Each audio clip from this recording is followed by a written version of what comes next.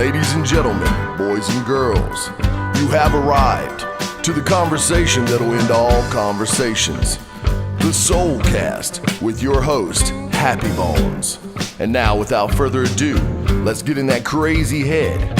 Here's Happy Bones. What's up, guys? This is episode 12 of the Soulcast, and today I am with the lovely Mr. Ike Isaac of Gemini fame, Dreadneck fame, and he's also just a, roundabout badass. And then today I got my co-host, the lovely Miss Ashlee Starr, is hanging out with us today. I've known Ike for some years. We friendly and whatnot, what have you. And he's a badass mofo, hell of a lyricist, and graduate of Howard University. That's right. And he is an English teacher. That is correct. Yeah, so how long you been teaching school anyway? I just completed my 7th year teaching English. I started off as a 6th grade English teacher. Then where are you teaching at? Well, I currently teach at T.W. Josie, but I was at Murphy Middle when I started, and then I spent a year over at Augusta Prep. I did 7th and 8th grade English over at Augusta Prep. Then left Augusta Prep to come back to Josie just in time to greet my 6th graders coming into 9th grade. So a lot of those same kids that I had in 6th grade, I was their 9th grade English teacher. And then they made me a 12th grade English teacher, so I managed to catch those same 9th graders in 12th grade. So that they were lucky enough to have me for 3 years, and they just graduated yesterday, and I was bitching up, crying and shit. So it was emotional. Now you transferred here from out Sacktown, Sacramento? Yes. Or was that where you were born at in California? I was actually born in Vallejo. So I was born in Vallejo, California, Bay Area. Moved to Sacramento, I think, when I was like 3. Spent my entire life in Sacramento, loved it. And then I managed to get a full ride scholarship. It was actually an Army ROTC scholarship, so the Army paid for my education. So I went to Howard on a full ride scholarship. And I was originally going to be a dentist, so I was a pre-dental major. And then I figured since I was going to study dentistry that I would go ahead and switch it to pre-med. Then I started taking science classes and realized I didn't know shit about science and that I probably would be better off not fucking with anybody medically. So by then I was a junior and it was just like, okay, I'm trying to get the hell out of here. What can I major in? And I had enough credits to be an English major, and so I was focusing on English pre-law. So and you're working on your master's now for English? I finished my master's and working on my doctorate now. Oh, that's right. That's right. I'm on the doctorate now. That's right. What's up. Going to be Dr. Ike. Dr. Ike. I'm going to be ignorant with the shit. I'm going to get it tattooed on the side of my neck. I'm a doctor, motherfucker. The diploma tattooed on my back and shit. So what? This is off. I'm digressing here, but what do you think about Dre being the first billionaire rapper? Actually, I expected it because that motherfucker's genius. Between Dre and Diddy, and actually Diddy was at Howard while I was at Howard. So right. I was gonna get you to tell me so how. I went to school with Diddy, but I'm shit. It ain't me, but right. I'm happy for him. I can at least appreciate. Now you told me a story a while back that Diddy was hustling from day one, like renting that hall across the way and shit. Diddy, we used to call him you guys. He came to fame as Puff Daddy. We knew him as Puffy. And he was actually a promoter with this guy named D. So everything was like a Puff and D production. And Diddy was known for renting out this place called the Wust, W-U-S-T. It was like a fucking sweatbox across the street from the campus. But Howard, at the time, had a ratio of 8-to-1 women to men. So for every 8 women, there was one guy. When you hit the table, it sounds like thunder. Yeah. Oh shit, it was great. Oh, that's the God in me. But Diddy, he would rent the hall across from the freshman female dormitory. It was called the Quad. It had 4 dormitories in it, so there was like thousands of fucking girls in this one dorm. And he would rent the hall across the street from them and throw the first party of the year. And so if you're like a freshman, the party's within walking distance. He charged like $10 a head. I think the dude made like $40,000 the first damn party. Damn. Yeah, so he was he was damn smart with it from the start. Yeah. He's like, I know how to get these motherfuckers to pay. So he would take that $40,000, then he'd invest it in the Homecoming Step Show and make another $40,000 or $50,000. And see, I'm just starting to get my head around taking my money instead of going out and playing with it. I actually put it back into what I'm doing.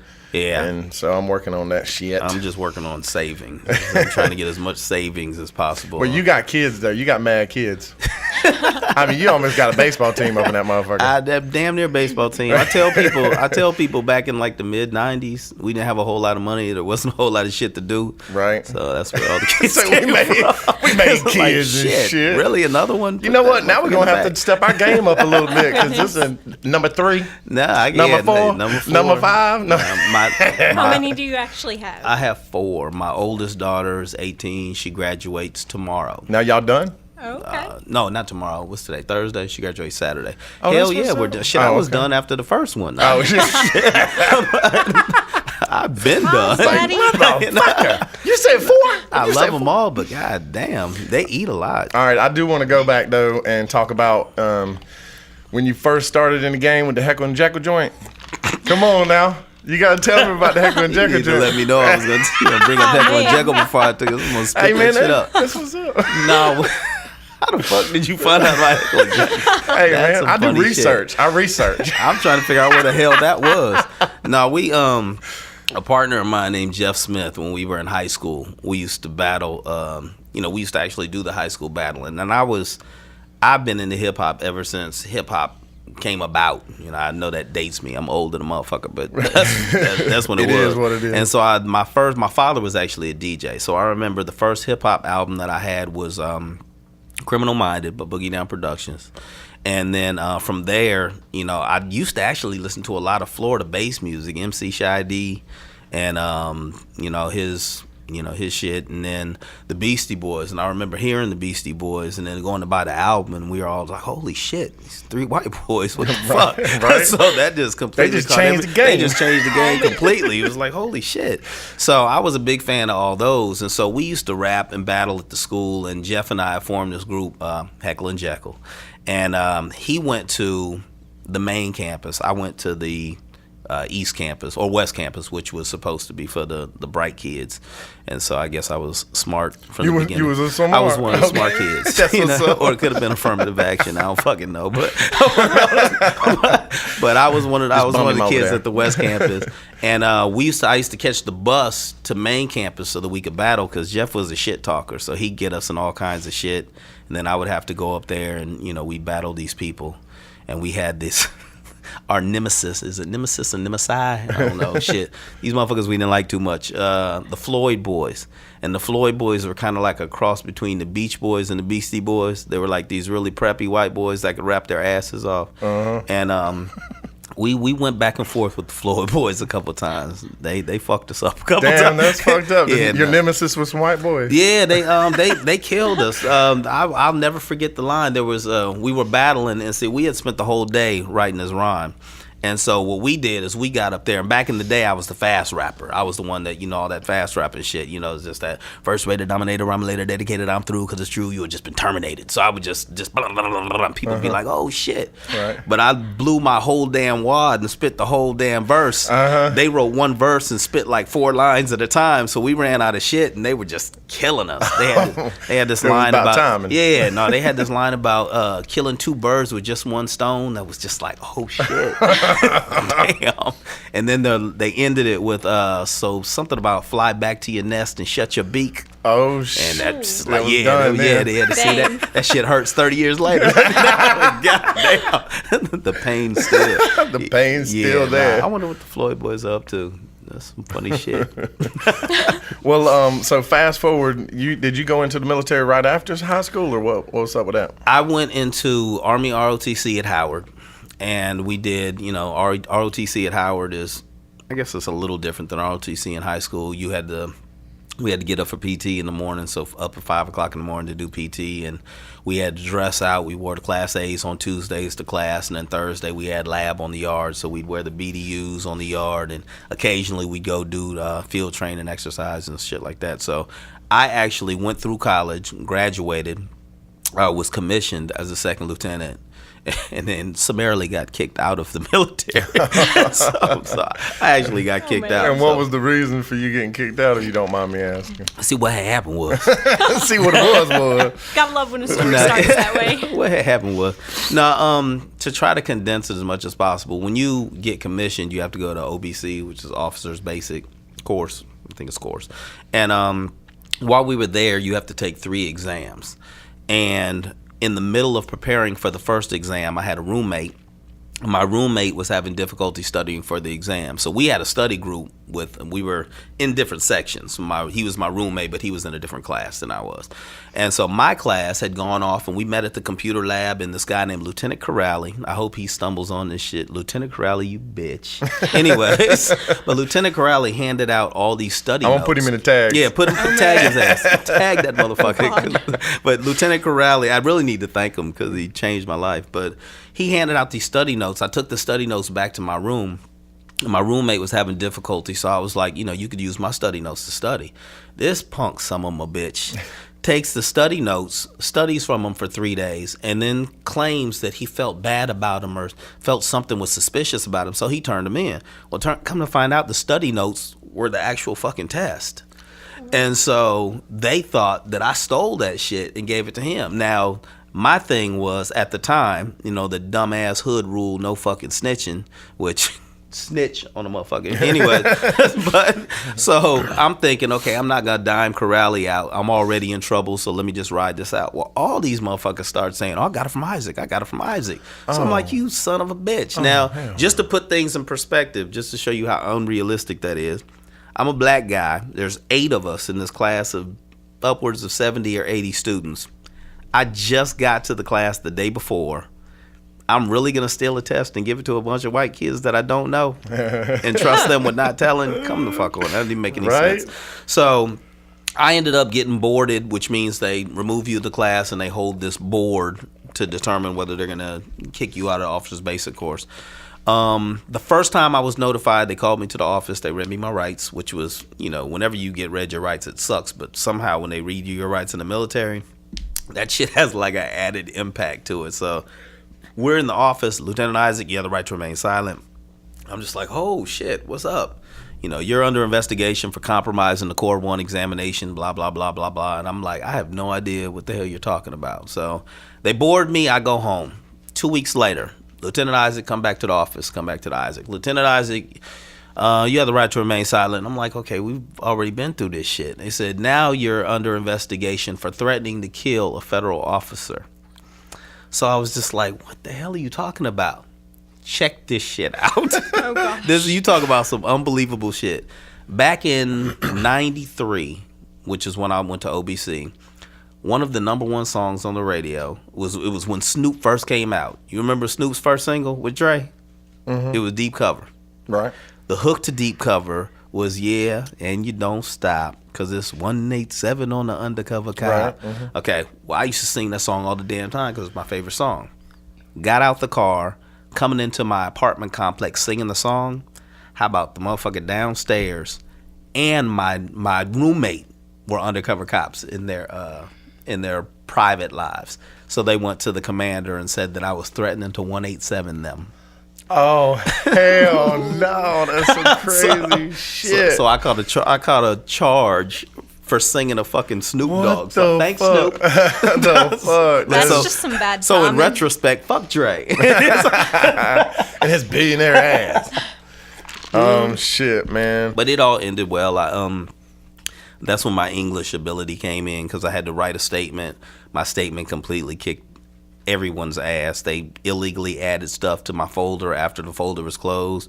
I had made friends with this sergeant and some office who called me up and let me know that they illegally added stuff. So I was able to comment on their illegally added stuff and point to the fact that. So finally they were just like, let's just let this motherfucker go. So that is exactly why I don't trust the government, ladies and gentlemen. They some backwards ass motherfuckers. So, but shit. I came on top of that one. So I got a free education. Didn't know them shit. They bought me a bus ticket. It was like peace. Yeah. For us at was there a club called Chevy's behind Hooters? What was that shit tucked away in the corner? Oh, it's called Chevy's now, but it was like Cadillacs back then. Yeah, it was some shit. Mm-hmm. Chevy Cadillac. Same down there. You go. Gremlin. but I opened up for Youth at Risk, and I was just amazed. There's like this difference between the way black audiences respond to music and the way white audiences respond to music. So I had just done a car show in Statesboro the week before, got off stage, and all these black folks were just like, dude, you got skills. That's what's up. So I was like, appreciate it. Well, I did this show with Youth at Risk, and got off stage, and all these white kids were like, "Do you have CDs we could buy? Do you have T-shirts we could buy?" And I was like, It was like, "Holy oh, shit, okay, hold okay. up!" I was like, Money? I'm passing out money right now. black folks like my shit, but white folks want to spend money on my shit. So I was like, "I'm sorry, I'm about to go with the white folks on this one." So I was like, if I put together a group, the next group I put together is going to be a band. Right. And so I had that concept. Sonny, the very next week, stumbled on a friend of mine, Thomas Coley, who was one of the 5-part harmony groups that was or the guys in the group. And Sonny just walked up to Thomas and said, "Do you know anybody that can rap or plays anybody that's?" He said, Sonny told me he was asking anybody black. This is were Sonny's words. I was asking anybody black if they rapped, and I was asking anybody white if they were looking for somebody who played in a band. So Coley is black, so he got the hip hop question. He put him on the phone with me. No, actually, he called me and said, "I got this dude standing here that no." He started walking off, and Thomas said, "Do you know anybody who plays guitar?" And Sonny said, "I play guitar." He said, "Hold on." So he called me. I was at home smoking a joint, sitting on the toilet, actually. That's where I smoke most of the time, on the toilet. Right. There's something meditative about it is. sitting on the toilet smoking. But I was sitting on the toilet smoking. He called me up, and I was just like, come meet me tomorrow. Well, the thing that stood out is I said, here's what I'm going to do. I'm trying to do this, and this. I have this equipment, blah, blah, blah, blah, blah. And Sonny said, no offense, but I don't really want to hear about what you have. I want to know what we're going to do. And I was just like, that is absolutely the right answer. You need to be at my house tomorrow. And he came over, and we sat down, and, we collaborated, and shit. After we recorded very shitty recordings, that was that Cyborg Jesus CD that's horribly fucking recorded. But that was my first experience recording anything. We had no idea what the fuck we were doing. Hey, it was a stellar effort. It was a stellar effort. But we recorded one song. The very first song that we ever recorded together was "Don't Know Shit." And we took "Don't Know Shit" and used that CD to get Dale. We took it to let Dale hear it. D-Lo heard it and liked it and said he wanted to be in the group. Then he said, and this was his words, not mine, "I know this bass player. He's pretty good. You're probably going to want to kick his ass every other day. but he's pretty good." And he introduced us to Jason Guy. And he was absolutely right. He was good. We definitely want to whip his ass every other day. but I swear. But it was just us four, and so we originally didn't have a drummer. We performed on stage we had a live drum machine. We were literally a hip hop heavy metal group, right? And so we would play the live instrumentation. I would come out and I would push the button on the Ensoniq and then try to stand up real quick, like I didn't push it, yeah. And it would give me a little count in, and I would rap. And we practiced up at Big Apple Records, which is also in that parking lot of Hooters, or it was. And I remember when it was this nerdy looking dude walked in. He had on like a tie and glasses and shit. And he was just like, "Are you guys looking for a drummer?" And we were just like, "No, not really." And he was like, "Well, I brought my tape with me, and I was just wondering if you could listen to the tape." And I said, "Okay, we'll listen to it, but we're not looking for a drummer." So I went home and listened to it and was like, holy shit, this motherfucker could play. And that's how Jordan got in the group. Into Jordan Leopard. All right, well, what we're going to do right here real quick is I'm going to take a quick break, and I'm going to introduce you guys to Doug James. He's performing a song that he wrote for his wife called "Wonderful You" right outside the studios here at Green Light Studios. So check this out, and we'll be right back. Okay, we're doing it again. Ready?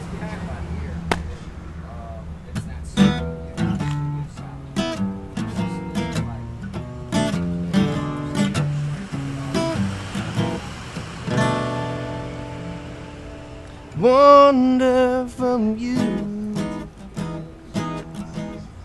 so glad you came into my life. Such a thrill to be near you. You bring joy to my life. Yes, you do. Your love surrounds me. Out of the darkness into the light. Couldn't get any clearer. I want you here for the rest of my life. For the rest of my life. So happy now. Now that you're here, I just can't explain this feeling inside me. It washes over like rain, yes it does. And when I wake up in the morning and the sun is shining down on my face, I thank the Lord you're with me. You pick me up, you put a smile on my face. Yes, you do. Well, my heart gets to rocking, my knees they get to knocking whenever you walk through my door. Well, my tongue's been defeated, my words just keep repeating. Isn't that what this love is for? So I'm trying to tell you that when you're here, I'm never afraid. I got to try to adhere you next to my heart and my soul. Girl, you've taken control. I couldn't run for the wonder from you. I need you, baby. Got to have me with you, woman. You're my wonderful you.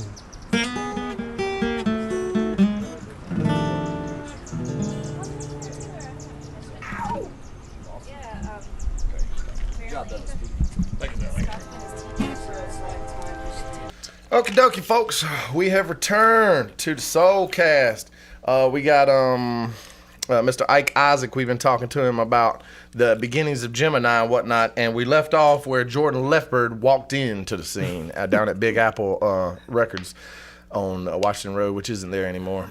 So whenever Jordan came in, you thought he looked all dorky and nerdy and shit? Well, come to find out, he had just come from a funeral. Oh. And so he was dressed for a funeral. Well, and so it was a trip because we saw him in this suit, or I don't know if he had a suit. No, he just had on pants, shirt, and a tie. And then the next time we saw him, he was just completely laid back. And so it was like, okay, this makes more sense. But Jordan has always been just like, Jordan is Jordan. Just one of the, while the group was going on, he was the other voice of reason, you know, that we all had during the course of the band's run. We all had our roles. I was the leader. I was the one that called the shots. I was the designated asshole. So I was the one that would, you know, in the beginning, we ran shit like James Brown. Like right. When you came to practice, we practiced.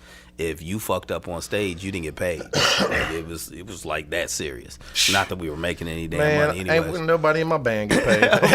But it was just like, and we you know, we did the fine thing. We tried to do the fine thing. And when we practiced, and that's when I know y'all were like machine there for a good bit. That's when, and it was hard to keep the machine running because you have to, you know, the whole time we were doing the Gemini machine, you know, I still had a family, and my thing is, one of the things my father taught me is never inconvenience anybody with your dream. And so while the music was my dream, and while my wife was always supportive of it and the kids were always supportive of it, I didn't want them going without because I wanted to be this musician. So, you know, I had to maintain a job and, you know, career focus and try to keep things going. And Jordan was the only other person in the group that kind of had that same mentality where he was just like, you know, yeah, I'm in this band, but I'm going to school and I'm getting this degree and I'm, you know, about to do this. And he always handed his shit. So we always had that in common. Right. So. Did you have another question for him, Ashley? A follow-up? Yeah, I kind of want to know where y'all, like, the different members ended up today. Like, let's see. As far as I know, I talk to Dale occasionally. Well, actually, I don't talk to Dale. I get an occasional text from Dale with a link to SoundCloud of some song because he still puts together these. Yeah, he sends them to me. You'll get those too. Mm-hmm. Yeah, so I'll get those occasionally from Dale. I saw Dale the other day. Did you? Yeah, he come by the house. That's what's up. I haven't seen Dale. But no, so D was actually the first one to leave the group, or I guess we left the group for him. So we had a parting of the ways, but we all still remain cool. So that one of the things, once you take that core group and start losing pieces of it, then it tends to be, or it tended, at least in our case, to be a gradual decline. Yeah. So we were able to hold it down without D for a while. But then Jordan got married, And we did a show with Skindred. We opened up for Skindred Right. at Sky City. Damn bad motherfucker. Yeah. Oh, that was. Let me go on record as saying that was the first time that we officially had our asses handed to us. We were used to getting on stage and handing people plenty of ass. You know, we handed out a whole lot of Gemini ass whoopings over our term. Skindred fucked us up. Like they whipped our asses. Yeah, that shit was. that front man has hella energy, God, dude. That shit was crazy. I was just like, oh shit. And I knew we had got our asses whipped because on the way home, I was talking to my wife and I was just like, God damn, they fucking destroyed us. And usually your wife is just like, no, you did good. She was just like, huh? Yeah. Motherfucker, you ain't lying on that one, shit. Yeah. Yeah, I got your asses handed to you. Oh, it's hilarious. That's awesome. But Jordan's married. I don't know the name of the company he works for, but he does some, I want to say, mechanical engineering work. Works with bridges and stabilizing the bridges and all that. Yeah, he's making sure we don't fall in the water. He's making sure that we don't fall in the water. Jason is, I think doesn't Jason work at Best Buy still? I think Jason works at Best Buy. I think so, yeah. I think he's been in a couple of groups. I think Jason does. Yeah, he's playing with the Glampires. Yeah, Glam him and Pires? Paul, him Yeah. and Paul Paul teamed Knight. up Yeah, to okay. do the Glampires. Yeah, so Jason is, I don't know, I haven't really spoken to Jason. I think Jason is mad because when we flipped over to Dreadneck, we didn't include him in that. And there was one of the things that anybody that's ever known me is I'm very business oriented when it comes to getting the music shit off the ground. And, while it was an artistic endeavor, my thing was I'm trying to make money off of this shit because I had put a whole lot of money into it. Everything that Jim and I did, with very few exceptions, I fucking paid for. So it was just like, well, this shit needs to pay off. We need to make some damn money with this. So what would happen is, when we got ready to do the Dreadneck project, I was like, okay, this shit needs to be focused. I'm already in my early 40s. This needs to be a targeted attack. This can't be bullshitting. And, Jason's a little more laid back and artistic. And it was just like, we need the shit on this one. So my bad. And the funny thing was, I used to tell people this all the time. I was the leader of the group. But Sonny was the one who fired everybody. So people were just like, oh, Ike's an asshole. It's like, Sonny kicked everybody out of the fucking group. Right. That's just not on me. So so that's where Jason ended up. Then it was just Sonny and I and Dreadneck. It was a whole new crew of people. And Sonny just popped up one day and just came to practice. And he was just like, I quit. Oh. And so it was just like, it was a little more involved than that. He was going through some spiritual dilemmas and he felt like the Lord was calling him to be a minister. And, I wish the Lord had given me some notice on that shit. But you know what I'm saying? Some 2 weeks notice, just a little bit, some notice or whatever. But so Sonny came and quit. And truth be told, I haven't seen Sonny in 2 years. I think I've talked to him maybe 7 or 8 times. But I would be lying if I said that that shit was amicable. So, I haven't really spoken to him. I completely, the funny thing is, I always land on my feet. And so after the Dreadneck thing dissolved, I took one of the guys from Dreadneck with me. He's Cat X that does production. And X is probably one of the illest producers in the area. Yes, I've been wanting to work with him. We haven't synced up our schedules yet, shit. but I got to get on something. Dude can fucking produce anything. Like, I've been watching him. I've been over at his crib watching him produce for just different people. He goes from jazz to blues to gospel to dubstep to hip hop, and it's all seamless. Like, when you see him do it, it's just like, holy shit! Like, how do you produce that? Damn, I gotta fuck with him for real. Yeah, no, you need to get with him because the dude is ridiculous. So I work with him now. My son, actually, Mojo the Klutz, he just came out of the fucking blue one day, and he was just like, Dad, I think I want to be a rapper. I'm just like, yo, okay, whatever. Right. What the fuck All ever. right, man. So he wrote. Don't tell me, show me. Yeah. So he wrote this rap on Facebook about people thinking he's gay, which is so damn funny because I always tease him saying, "You sure you're not gay?" So, I said, not that there's anything wrong with that. I still love you. I just want to know. He's like, so he's "Man, like, no, stop, Dad, I'm not gay. Stop. I like girls. So he wrote this song about people thinking he's gay, and when he wrote it, I was just like, this little son of a bitch can rap. And so that kind of caught me off guard. It was a little nonsense. And what angle was he coming from, though? Like he was coming from the other people's point of view? Or? No, he was.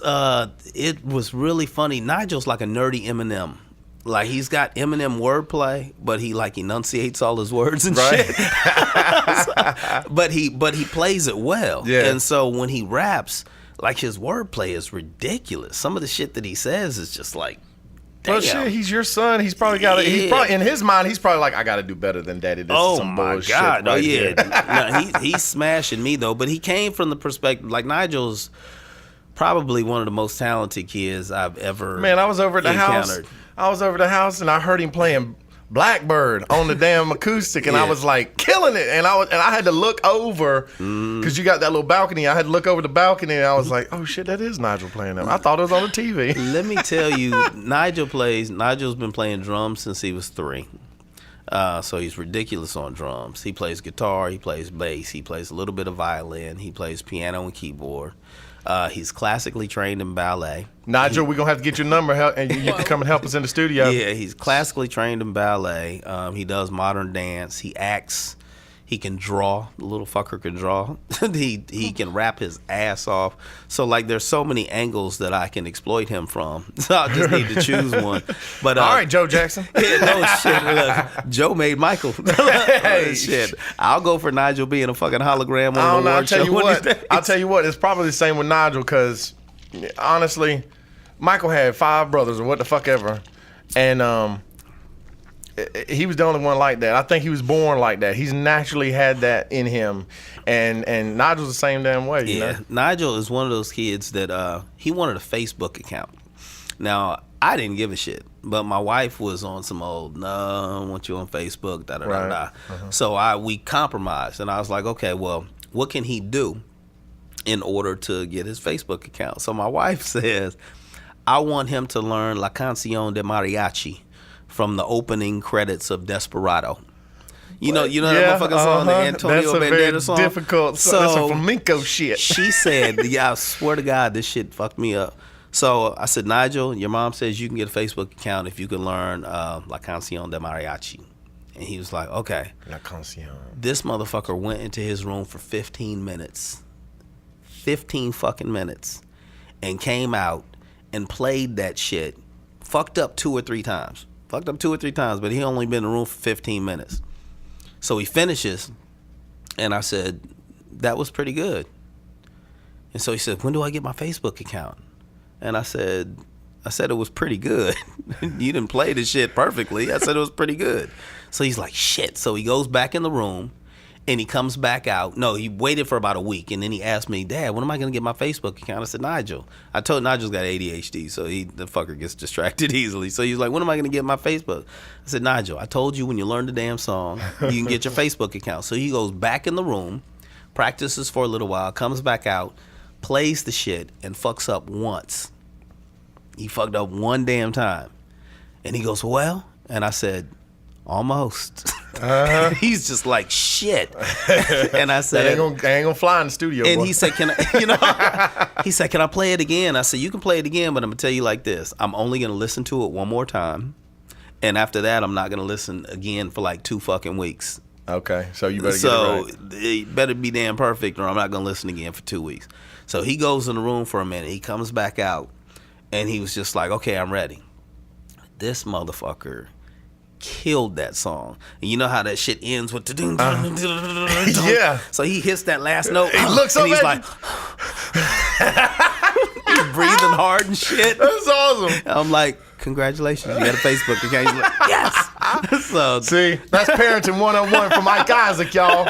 Recognize. God damn, that's awesome. But he played the fuck out of that, and he approaches his hip hop literally like I've been completely focused on his project for the past just 2 or 3 weeks, because he just came to me with this song. He did one called Pigment that I was just like, this shit is ill. And then we went back into the studio. He did this other one called Deadbeat, and then we're about to record this one called Hug a Thug. Would you know when the host mouth drops like that, it's like, yeah, what the fuck? I'm sorry. But so we're working with him. I also have another group called Unchained. Mark Apollo and Trey Garrett, who kind of, these cats are like New Age Outcast. Ridiculous. I only fuck with people who have lyrical skills. Like, it's one thing to be marketable, but my shit is you have to have some substance, and you have to be able to flip those words if I'm gonna fuck with you in terms of anything hip hop. And so that was that. But I completely removed myself from music. I actually moved to children's animation. So I'm dealing with a couple animated children's shows that I'm developing. One called Skeeter and Buzz, which is actually for children. 3D animation. I'm in the middle of finishing up those characters now. And then the other one is a show called, tentatively called Dr. Benjamin, which is, this is going to fuck you up. It's a cross between Sesame Street, Boondocks, and South Park. Shut up. Yeah. Oh, I want in on that. Yeah, it's an educational. It's an uncut educational show where it literally is. It's kind of like Sesame Street with cussing. Man, I got to get in on some voiceover work, man. Oh, dude, I'm actually, when I leave here, dog. I'm leaving here, I'm going to the school.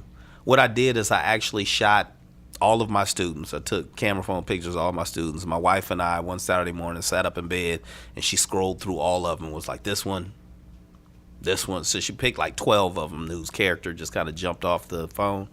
I had my animator, this guy named Desmond Kent, who's a ridiculous fucking animator, had him draw up characters of all my students, or these 12 students. He drew a character of me, and initially it was supposed to be, just kind of like an educational cartoon. And, well, no, originally it was supposed to be for a workbook that I had written, but my wife says, it'd be interesting if you did it based on your relationship with your students at Josie. And so I was just like, Dr. Benjamin, she did this voice, Dr. Benjamin, what's a verb? And I was just like, you don't know what a verb is? And so we were like cracking up laughing at that shit. So we go to school, or I go to school, and my co-teacher, I said, check this out. We had this concept for this cartoon that we're working on. And so I did the whole voice thing. Dr. Benjamin, what's a verb? And she is like, no. She's like, you need to do it like you actually talk to these kids in the classroom. And so it went from, your ass is in the fucking 9th grade and you don't know what a goddamn verb is. Right, yeah. And so it ended up being this South Park Boondocks, / Sesame Street with, when I'm teaching a lesson, the shit'll come up on the screen, and, there's actual lessons being taught, but like the students are getting cussed out and they're making inappropriate comments. There's one scene with there's 2 roaches fucking in the corner, and, there's a goat in the class that sits at a desk. That's good. That's good. It's crazy. It ain't like, it's ridiculous. It ain't like kids ain't got everything at their fingertips anyway, and you trying to hide something from them is just insulting their intelligence in the first fucking place. So I'm down with that. I'm gonna run through a couple of things that's just silly. Okay, you ready for this? Yes. What was the last lie you told? And to be honest, man, don't lie. The last lie that I told, that I had a big penis. Oh! All right. If you could kiss anyone on the planet that's alive right now or dead, who would it be? Excluding my wife. Excluding your wife. That was the PC answer. Shit. What's her name? Oh, Brianna Bett. I don't even know who that is. Look it up. Okay, I'm gonna look her up. All right.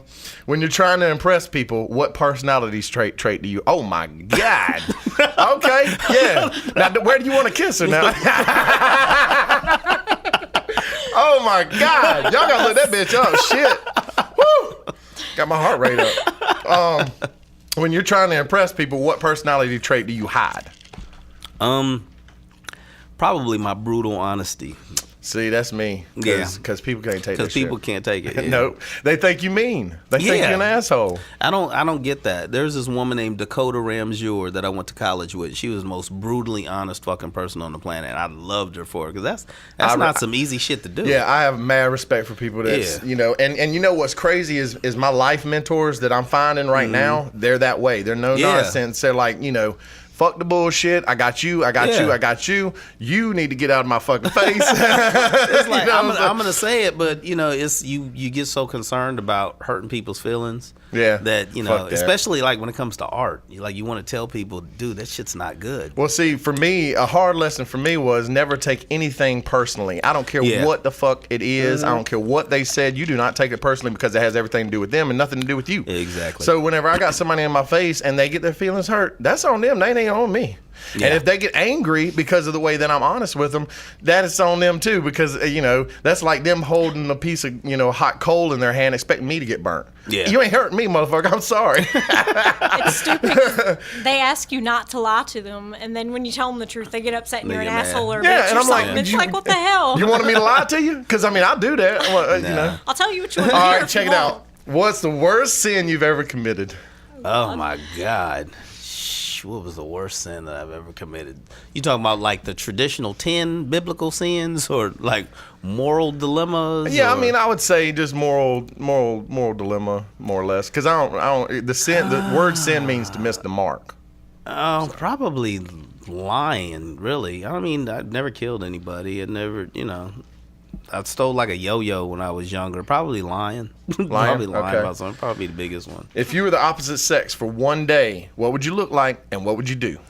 I'd be fine as shit, and I'd probably be a hoe. Oh, yeah? I probably would. I expect every man to say that shit, I too. probably would. Right? If I was fine as hell, I'd be a hoe. Just Is there anything in your life that you are afraid of? What keeps you up at night? It's funny. The only thing that I've been afraid of recently was like about a year and a half ago, 2 years ago, I had like this spontaneous fucking panic attack.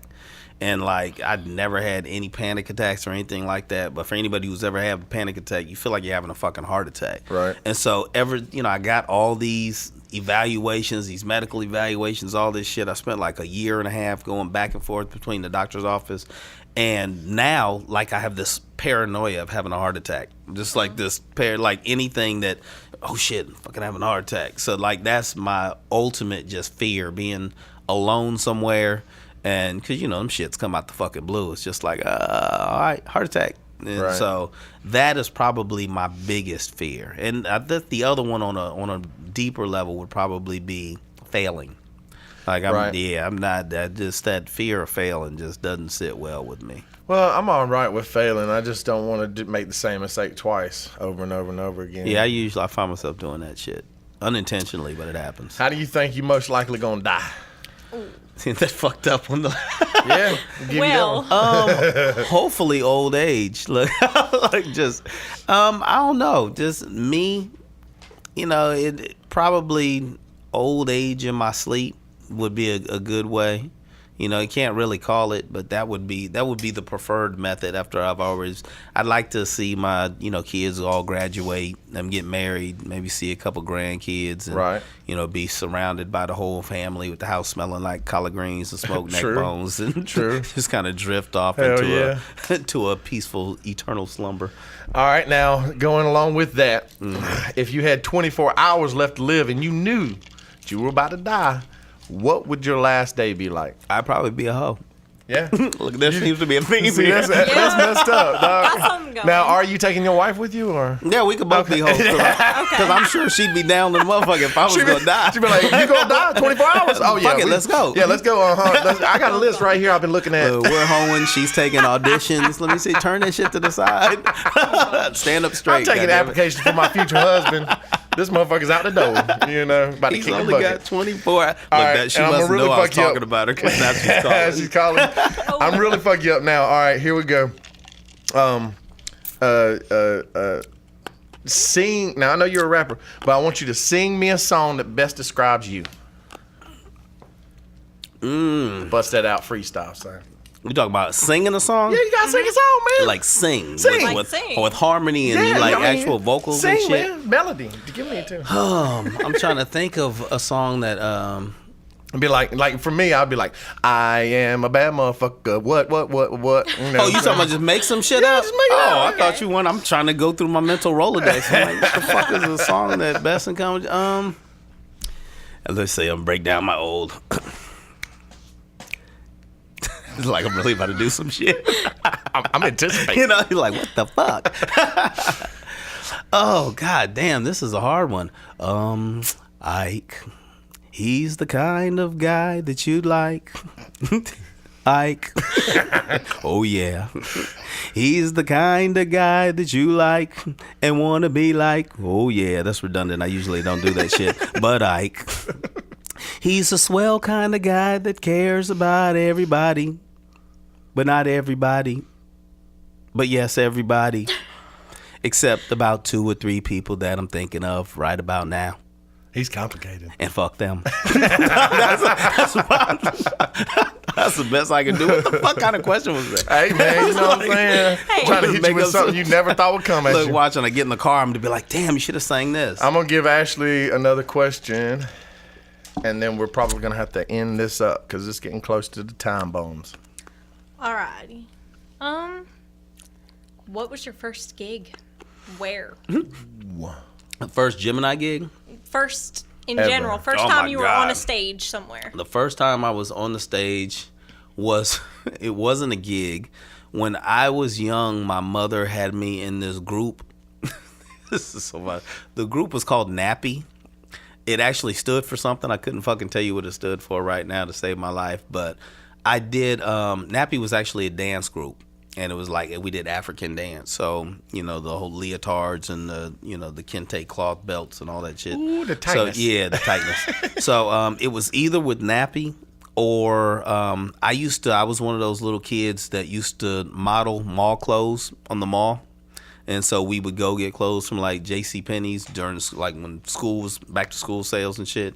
And we put on the school clothes and we would walk down the catwalk Right, and model little kids' yeah. clothes. So that was the first time I was actually on stage just walking. Right. In terms of performing, probably that talent show with the Floyd Boys was. So, did you get nervous? You get nervous when you go on stage, or? I don't ever get there's an anxiety, not in a negative sense, but just that sense of being anxious to get on stage and do it. And that's actually one thing I want to clear up, because one thing that's always bothered me, because I usually don't give a fuck what people think about me, but to the extent that most people don't. Right. But one of the things that always bothered me is there was this conception that, oh, Ike's an asshole. Ike is just all this uptight. And what the people didn't realize is when we did Gemini shows, due to the type of lyrics that I was spitting, over the type of music that I was spitting it, there was an intensity involved that I wasn't breathing normally for 2.5 hours. Right. Like that was 2.5 hours of not breathing. Yes. And you had to prep for that shit. Oh, yeah. So people would come to me and they talk to me and I had this intense look on my face and they'd be like, Ike is fucking mean. It's like, no, Yes. Ike is trying to focus on doing this show. And then afterwards, people come to you and you're fucking exhausted. Like I was just exhausted. And you keep in mind that I not only had to organize everything, I didn't have the chance to just be the performer, the rock star, get on stage, come on stage, get drunk in the club, whatever. Yeah. It was always man the Business. merch table. Yes. When's the next gig? Make sure everybody gets paid. Yep. So that just That's exactly, you know what, and I'm glad you said that too, because Morgan says all the time, because since I started doing the podcast, I got some people coming out of the woodworks. I mean, most of it, 99% of it is nothing but love and encouragement, but you got that 1% of people that want to be you. I'm telling you to hate me because they ain't me. Yeah. Because they want to talk shit about what I'm doing and how I'm doing it and all this bullshit. And I'm like, look here. It's funny how you telling me how to do some shit and you ain't doing shit but sitting on your ass. So fuck you and the horse you rode in on. You can take that shit somewhere else. But it's not that I'm an asshole. It's not that you're an asshole. It's that we have shit to do, and our shit is always on our mind. I'm 24/7 working. Exactly. And it's funny because I'll have people come over to my house and sometimes they'll just stop by for a minute, want to chat, and I'm like steady. I got to get this done. I got to get this is my list. Look at my list, and they're like, well, it's 11:30 at night. Don't you want to take a break? And I'll be like, what the fuck are you talking about? I got shit to do. can't Don't you take a see the fucking list? break. What the Yeah. fuck are you talking about? I'm like 24/7 right now, and I'm really focused on everything that I'm doing. So I'm really glad that you came in today, because we tried to do this a while back, and so I've had this in my head for a long time, and I appreciate you because you're a big inspiration to me. Oh, that's and so so I really appreciate you, just you. because when we were coming up, this guy right here was how I am now. Okay, and so I saw how he okay, this and this and this, and on top of this, and on top of this, and on top of this. And for a long time, I used to ask Ike, I'd be like, Ike, you know, what you want to manage me or what's going on, you know? And he'd be like, no, you too scatterbrained. I can't handle that shit. And now I'm like him. I'm like focused. I'm like bam, bam, bam, bam. And also something else that I've learned as of late is you have to focus on your craft. I am a personality. I'm an artist. I have to focus on that shit. So now I'm trying to build a team of people around me that help me. And right now, there's not a bunch of money to be fucking handing out to people. Yeah. So let me ask you, if you have any experience with video or fucking publishing or any of that shit, you come to me and help me. We're going to ride this boat together, okay? I need a team of people that I can trust and is going to fucking work. I hate fuckers that say they're going to do something and don't do it. do it. Oh, I my can't God. stand I want that to shit. wring the motherfuckers' necks. I can't stand that shit. So, I want to give Ike the floor and let him say a couple of things where he can be found and what he's got going on right now. So hit that. You can't find me. Don't look for him. Don't fucking look for him if you can't find me. I have, like I said, Mojo the Klutz. That's my son's project. Hopefully, will be done by the end of July. Unchained, these Outcast sounding cats will probably be out towards the end of summer. Skeeter and Buzz, the animated 3D animation feature that I'm working on. Hopefully, I have something on the internet by mid-fall, maybe early winter. And the Dr. Majamin cartoon will be out midsummer. So that shit is actually working with the animator in New Zealand right now, who's putting that shit together. So you need to have me in there on the guitar. I come in and sing for the class, and then I walk out. It just be a reoccurring character. You need to read the script. The shit is crazy. But yeah, I'm around. I don't really hang out at the clubs. I don't really go to the bars. I kind of every once in a while there'll be like an Ike sighting, and people come up to me. And shit is so funny. They'll be like, "Aren't you Ike from Gemini?" And I'll be like, "Yeah." And it'll be like some kid that's serving drinks at some bar, and he'll be like, "Yeah, my parents used to listen to you when I was a fucking baby." I'm like, That's awesome, When I was a though. baby. it's like, oh, thanks. I mean, that's what's awesome, up. though. They break up and they're still popular as of now. I Yeah, mean, well, you know, that's true. That kind of happens being the black guy in the rock group. I think I got to call it what it is. It's like, okay, they recognize me. Well, 'cause that being I'm the said, black guy. Ike is totally accessible. So if you see that fool downtown, we'll go up and be like, "What's up, motherfucker?" Just say, "Hey, I know you from And somewhere." I'm not mean. I just look that way when I'm not smiling. I have a bitchy resting face. He got a bitchy resting face. It's bullshit. All right, I need to say a few things. Need to thank my sponsor, Tracer Audio. I would like to lead y'all to him. You go on Google and find him. He will help you out with all your audio and lighting needs. And ain't no show too big for a Tracer Audio. Also, I would like to thank Butch Palmer at Butch Palmer Salon on Crawford Avenue in Harrisburg for making me look silky smooth and beautiful. You know, I mean, ain't a hard job to do that, but, you know, brother helps out. So go and see him. And I would like to thank Jeff Maxey, who is working on my websites right now. You keep up that hard work, son, and get my shit online, okay? I need to go live.